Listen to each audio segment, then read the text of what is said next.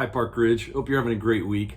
Coming to you with a word of encouragement today from 2 Corinthians chapter 5, the first 10 verses.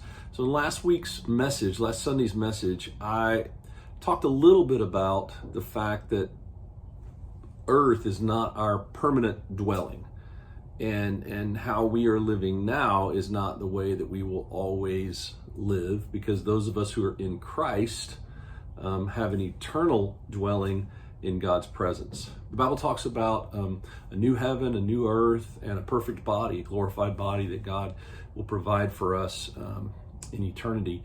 And so here in 2 Corinthians, as Paul is writing to the church at Corinth, he gives some encouragement in that direction, specifically about our bodies and about the understanding of immortality.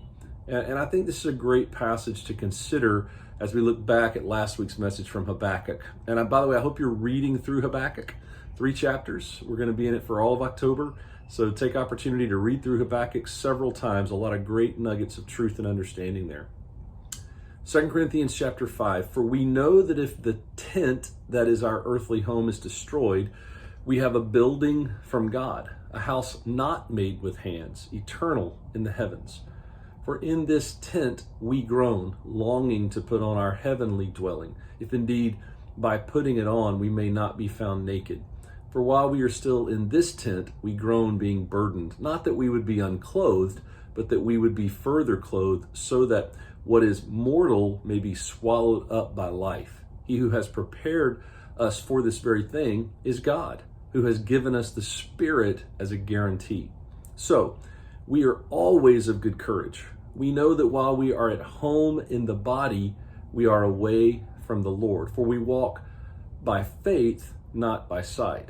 Yes, we are of good courage, and we would rather be away from the body and at home with the Lord. So whether we are at home or away, we make it our aim to please Him. For we must all appear before the judgment seat of Christ, so that each one may receive what is due for what he has done in the body, whether good or evil. So he talks about being of good courage.